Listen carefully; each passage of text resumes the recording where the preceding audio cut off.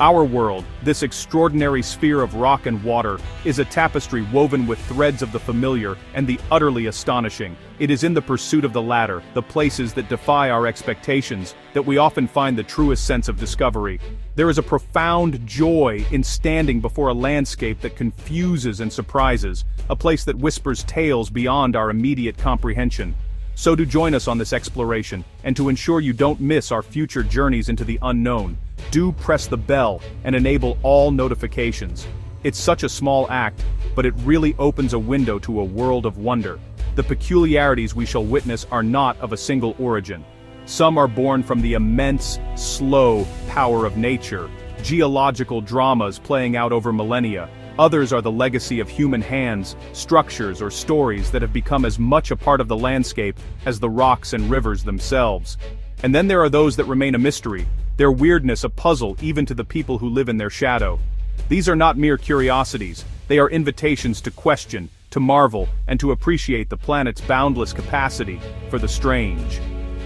In this journey we will venture to corners of the Earth that seem to belong to another time, or perhaps another reality altogether. From mountains that isolate entire ecosystems to waters that mysteriously part, these locations are more than just destinations on a map. They are living stories, testaments to the forces, both seen and unseen, that shape our existence. They are, without a doubt, profoundly weird, and for that very reason, they are places that are truly worth seeing, worth understanding, and worth protecting. High above the Amazonian rainforest where the borders of Venezuela, Brazil, and Guyana converge, lies a world apart. This is Mount Roraima, a colossal tabletop mountain, a tepui, whose sheer 400-meter-high cliffs have isolated its summit for millions of years. To ascend Roraima is not merely to climb a mountain, it is to step back in time, to enter a realm that has evolved in splendid isolation. The air here is different, heavy with the scent of ancient earth and damp stone, a prelude to the biological wonders that await. The summit is not a single flat plain, but a labyrinth of black, weathered sandstone, sculpted by wind and rain into fantastical shapes that resemble gargoyles, chess pieces, and forgotten beasts. It is a landscape born from the Precambrian Shield, some of the oldest geological formations on Earth, dating back 2 billion years. Here, water is the lifeblood, and the artist, pooling in crystal-clear ponds, and cascading over the cliffs in gossamer veils of mist. It's honestly a scene of such primal, otherworldly beauty that it feels less like a place on Earth and more like a carefully constructed film set. It is no wonder, then, that this living island in the sky has fired the human imagination for centuries. It was the inspiration for Sir Arthur Conan Doyle's classic novel, The Lost World, a land where dinosaurs were imagined to still roam. More recently, its ethereal landscapes have been echoed in films like Up and Journey to the Mysterious Island. The fiction, however, can barely capture the reality. Here, carnivorous pitcher plants, unique to this summit, lay their traps, and tiny, black pebble toads, unable to hop or swim, trundle across the ancient stone, their lineage as old as the mountain itself. This is a self-contained ecosystem, a laboratory of evolution perched in the clouds. Every species, every rock, every drop of water tells a story of survival and adaptation against the odds. It is a fragile world, a complete world, a stark and beautiful reminder that our planet still holds places that seem to belong entirely to a different age. To stand here is to feel the immense weight of geological time and the delicate, persistent tenacity of life. Stretching across the Pak Strait, between the southern tip of India and the island of Sri Lanka, lies a curious, submerged chain of limestone shoals, known to science as Adam's Bridge and to Hindu tradition as Ram Setu. This 48-kilometer-long structure has been a source of debate and wonder for centuries. Is it a natural formation, the result of shifting sandbanks and coastal processes, or is it, as the ancient epic Ramayana describes, a bridge built by an army of Vanara, or monkey men, to aid the god-king Rama in rescuing his wife Sita? The debate is fueled by the very nature of the structure. Satellite imagery reveals a clear, almost deliberate-looking causeway just beneath the waves. The water's incredibly shallow, in places only a meter deep, making it a hazard for navigation, but a tantalizing clue for archaeologists and geologists. For millennia, this bridge has existed in a space between scientific inquiry and profound faith, a physical landmark that anchors one of the most important stories in Hindu mythology to a tangible geographic location. Adding to the enigma are the stories of the stones themselves. According to the Ramayana, the stones used to build the bridge were made to float by having Rama's name inscribed upon them. And indeed, reports and videos have emerged over the years showing porous, coral-like stones that, despite their weight, are buoyant in water. Scientists identify these as pumice stones, volcanic rocks filled with air pockets, which are known to float. But their presence along this specific chain only adds another layer to a fascinating and complex puzzle. Whether a marvel of ancient, perhaps mythical engineering or a quirk of natural sediment deposition, Ram Setu remains a place of immense significance. It represents a collision of worlds, geology and theology, history and mythology. The ongoing mystery, the lack of a definitive scientific consensus, allows it to remain a powerful symbol. It is a reminder that some places on our planet are not just defined by what they are, but by the stories we tell about them and the meanings we bestow upon them. In the vast, sun-scorched plains of the Ngorongoro Conservation Area in Tanzania, something quite extraordinary is on the move. It is not an animal, but the land itself. This is the Shifting Sands, or as it is known locally, the Moving Mountain. It is a crescent-shaped dune, a barshan, composed of fine, magnetic volcanic ash. Standing around 9 meters high and over 100 meters long, it is a solitary, dark shape moving with an almost imperceptible slowness across the pale, grassy landscape. Its origin lies with a nearby volcano, Ol Doinyo Lengai, a sacred mountain to the Maasai people. This is the only active volcano on Earth that erupts nitrocarbonatite lava, a unique, cooler, and more fluid type of lava. When this lava weathers, it produces this fine, black, and highly magnetic sand. Over time, the relentless trade winds have gathered these grains, lifting them from the volcanic plains and sculpting them into this single, cohesive, migrating form. What is truly remarkable is its journey. The dune moves with a steady, predictable pace of approximately 17 meters each year. It has been tracked for decades, its progress a slow but inexorable march across the plains. As the wind blows, it pushes grains of sand up the gentle windward slope. Upon reaching the crest, they tumble down the steeper slip face on the other side. This process, repeated billions of times with each grain, is what allows the entire dune to creep forward, maintaining its distinctive crescent shape as it goes. For the local Maasai, this wandering dune is a place of pilgrimage, its volcanic origins linking it to their sacred mountain of God. It is a living, breathing part of their landscape, a geological anomaly that moves with a life of its own. It serves as a powerful illustration of the quiet, persistent forces that shape our planet. It is not a violent or sudden change, but a slow, patient migration, a testament to the power of wind and time, and a dark, silent traveler on an endless journey. In the stark, high-altitude desert of Ladakh in northern India, on a stretch of the Leh-Kargil-Srinagar National Highway, drivers encounter a most peculiar phenomenon. Here, a signpost declares you have reached Magnetic Hill, a place where the laws of gravity appear to be suspended. Local tales and tourist experiences abound with stories of vehicles, with their engines switched off, being pulled uphill. It's honestly an unnerving and baffling sight, to witness a car in neutral gear slowly but surely, rolling up a clear incline. This gravity-defying spectacle has, inevitably, given rise to a wealth of local folklore. One story tells of an ancient road that once led directly to the heavens. Only the deserving were drawn up its path, while the unworthy were never able to make the climb. Another belief is that a powerful magnetic force emanates from the hill itself, a force strong enough to pull heavy vehicles from the road and even disrupt passing aircraft, forcing them to increase their altitude as a precaution. The scientific explanation, however, is a little more down to earth, though no less fascinating. The phenomenon is believed to be an optical illusion, created by the unique layout of the surrounding landscape. The road, which appears to be an uphill slope, is in fact a slight downhill slope.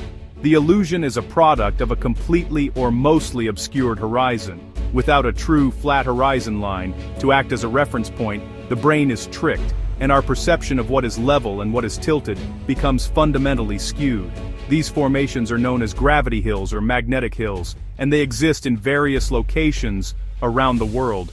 But the one in Ladakh, set against the breathtaking, barren backdrop of the Himalayan range, is perhaps one of the most famous and convincing. It is a powerful demonstration of the fallibility of our own senses. The hill reminds us that what we perceive as reality is merely a construction of our minds, and that sometimes the greatest mysteries lie not in the land, but in the way our brains interpret it. Along the coast of Kerala, in southern India, the Arabian Sea occasionally performs a miracle that seems to be drawn from the pages of scripture. Near the village of Pondani, a new temporary landmass can emerge from the depths. It is a phenomenon known locally as poji, where a long, narrow strip of sand, sometimes stretching for kilometers, rises from the water, effectively splitting the sea into two and connecting the shore to the open ocean beyond a coastal estuary. The appearance of this sandbar is often sudden and unpredictable, a gift from the sea that transforms the coastline overnight. Fishermen wake to find a new beach where yesterday there was only water, a walkable path bisecting the waves. This newly formed spit of land becomes a hub of activity. It is a local festival, a celebration of a natural wonder. People flock to walk on this temporary earth, to stand with the sea on both sides of them, a strange and exhilarating experience. The scientific community attributes this event to a complex interplay of currents, tides, and sediment deposition, particularly during the monsoon season. The strong outflow from the nearby Bharatapuja River, meeting the powerful inbound currents of the Arabian Sea, can create the precise conditions needed for sand and silt to accumulate and rise above the surface. But the exact timing and scale of the event remain a mystery, varying from year to year, and sometimes not occurring at all. This ephemeral land bridge is a powerful symbol of the dynamic and ever-changing nature of our coastlines. It is a place that exists for a short, glorious time, weeks or perhaps months before the same forces that created it inevitably reclaim it, and the sandbar disappears back beneath the waves, leaving only the memory of a sea that parted. It's really a fleeting, magical event, a reminder that the boundary between land and water is not always as fixed as it appears on our maps. In the desolate, frozen expanse of Antarctica's McMurdo Dry Valleys, one of the driest and coldest places on Earth, a shocking spectacle unfolds. From the pristine white face of the Taylor Glacier, a crimson waterfall appears to pour forth, staining the ice-covered surface of Lake Bonny below. This is Blood Falls, a 5-story-high plume of deep red brine that bleeds into the stark white landscape. For decades, its origin was a profound and unsettling mystery. The sight is deeply jarring, a visceral splash of color in a monochromatic world. Early explorers in 1911 first attributed the red color to algae, a simple explanation for a strange sight. But the truth, discovered a century later, is far more ancient and extraordinary. The waterfall is the endpoint of a process that began millions of years ago, when a small body of salt water, rich in iron, was trapped beneath the advancing Taylor Glacier, cut off from light, oxygen, and heat. This subglacial lake became a time capsule. Isolated from the outside world, its water became increasingly salty, preventing it from freezing. And in this dark, cold, oxygen-free environment, a unique microbial ecosystem not only survived, but thrived. These ancient microbes learned to metabolize the iron and sulfates in the water for energy. The waterfall we see is this iron-rich brine, which, upon finally reaching the glacier's edge and making contact with oxygen for the first time in millennia, instantly rusts. The red color is, therefore, quite literally the color of liquid rust. Blood Falls is a window into a hidden world, a glimpse of life's incredible tenacity. It shows us that life can exist in the most extreme and inhospitable conditions imaginable, cut off from the sun's energy that powers almost everything else on the planet.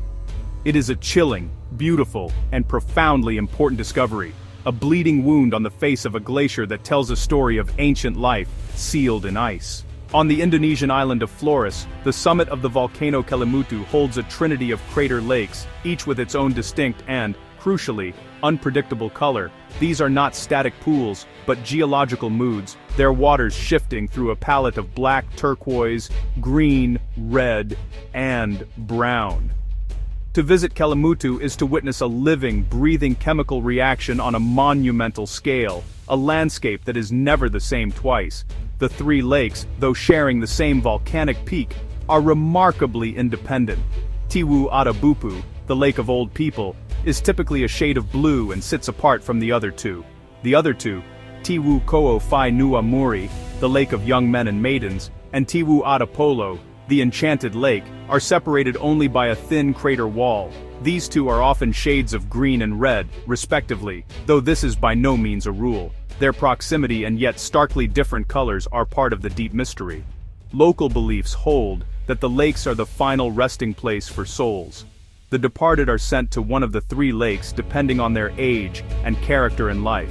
The changing colors, therefore, are interpreted as a reflection of the mood of the ancestral spirits. A shift from a placid blue to a turbulent, angry red is seen as a sign of unrest or a forewarning. This spiritual connection imbues the landscape with a profound cultural significance, making it a sacred, revered place. From a scientific perspective, the changing colors are the result of chemical reactions between the volcanic gases, or fumaroles, bubbling up from below, and the minerals dissolved in the water. The oxidation and reduction state of elements like iron and manganese, influenced by the gas composition and water temperature, dictates the final hue. But even with this understanding, predicting when or why the colors will change remains impossible. Kelimutu is a perfect marriage of science and myth, a volcanic canvas that is constantly and mysteriously repainting itself. In the state of Manipur in northeast India lies Loctac Lake, a body of water unlike any other on Earth. It's not the water itself that's so unusual, but what lies upon it.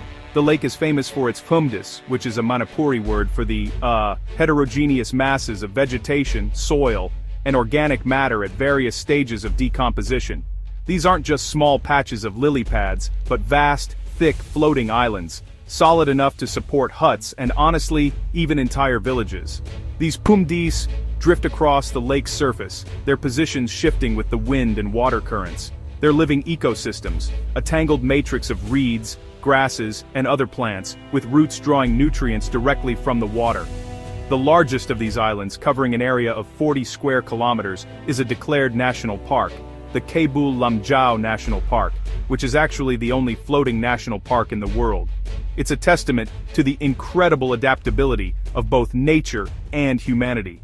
This park is the last natural refuge of the endangered sangai, or brow-antlered deer, a creature affectionately known as Manipur's dancing deer, for the delicate way it must tread on the springy, unstable ground of the phumdis. The survival of this species is inextricably linked to the health of these floating islands. For the local people, the phumdis are just as vital. They build their homes, or sangs, right on them, and live a unique life, fishing in the clearings between the islands and cultivating small gardens on their floating homesteads. However, this unique and delicate ecosystem faces threats. A hydroelectric dam has altered the lake's natural hydrological cycle, and pollution is definitely taking its toll. The floating islands of Loctac Lake are a poignant example of a symbiotic relationship between humans and a unique environment.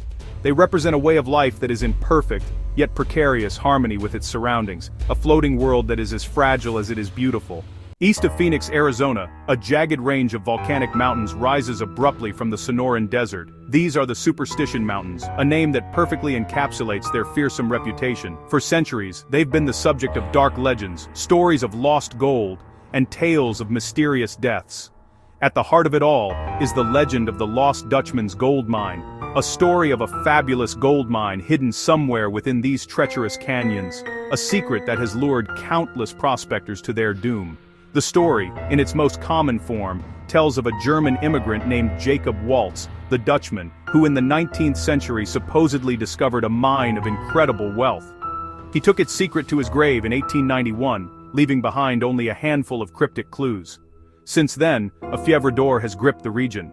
Thousands have searched for Waltz's treasure, but the mountains have been, reluctant to share their secrets. Many who have ventured deep into the wilderness in search of the mine have never returned. The legends, however, are far older than Jacob Waltz. The Apache people, who consider these mountains sacred ground, have long warned of the dangers within. They believe the entrance to the lower world, or hell, is located here, and that the thunder god who protects the mountain's treasures will strike down any who trespass. Stories of prospectors found decapitated, or who vanished without a trace, are woven into the fabric of the area's history. Their deaths attributed by some to Apache guardians, and by others to the mountain's own malevolent spirit. Whether the mine is real or simply a myth, the deadly legacy of the Superstition Mountains is undeniable. The rugged terrain, extreme summer heat, venomous creatures, and confusing maze-like canyons make it a genuinely dangerous place for the unprepared. The mountains stand as a monument to the power of legend and the perilous nature of human greed. They hold their secrets tightly, their silence and their shadows guarding a story written in rumor, gold, and blood. In the heart of the Karakum Desert in Turkmenistan, a vast fiery crater has been burning for half a century. Known as the Darvaza gas crater, it's more commonly and, honestly, more aptly referred to as the Gates of Hell. This blazing pit, 70 meters in diameter and 20 meters deep, is a man-made disaster that has transformed into a terrifying and mesmerizing spectacle. At night, its glow can be seen from miles away, a permanent, roaring bonfire in the otherwise dark and empty desert. Its origin dates back to 1971, when Soviet geologists, prospecting for oil, began drilling at a site they believed to be a substantial oil field. Instead, they had drilled into a massive cavern of natural gas. The ground beneath their rig collapsed, swallowing the equipment and creating a large crater that immediately began venting vast quantities of methane gas. Fearing the spread of this poisonous gas to nearby towns, the geologists made a fateful decision. Their plan was to burn off the gas. They set it on fire, expecting that the fuel would be exhausted within a few weeks. They were, catastrophically wrong. The reserves of natural gas were far greater than anyone had anticipated. Those few weeks have now stretched into more than 50 years. The fire they started that day has never gone out, and it continues to burn with an infernal intensity, consuming an unknown but immense quantity of gas every single day. The Gates of Hell is a stark and powerful symbol of a human miscalculation, a wound on the Earth's surface that refuses to heal. Yet, it's also become an unlikely tourist attraction, drawing the adventurous to witness its Dantean fury. Spiders and other creatures, attracted by the light and warmth, swarm the crater's edge, creating an even more unsettling scene. It's a beautiful, terrible, and utterly captivating place. A permanent reminder of the immense and volatile power that lies just beneath our feet. We have journeyed from a lost world in the clouds to a fiery chasm in the desert, from a sea that parts to a mountain that wanders. Each location is a chapter in the Earth's grand and often bizarre story. They challenge our perceptions, ignite our imagination, and remind us that our planet is a place of deep and enduring mystery. There's so much that we are yet to understand, so many wonders waiting to be witnessed. It has been a privilege to share this small glimpse of our world's strangeness with you. Thank you for joining me on this exploration. The journey, of course, doesn't end here. The world is full of such places, each with its own story to tell. If this voyage into the weird and wonderful has sparked your curiosity, please show your support by clicking the like button and sharing this film with others who appreciate the marvels of our planet. Your comments are always a source of great insight, so please do share which of these places intrigued you the most, or if you know of another that belongs on this list. And finally, to ensure you are with us on our next expedition into the wild and the unknown, do subscribe to the channel. There are countless more stories to uncover, more mysteries to investigate, and more beauty to behold. Until we meet again, continue to look at the world with a sense of wonder, because it's in those moments of surprise and confusion that we truly learn and truly connect with the magnificent planet we call home.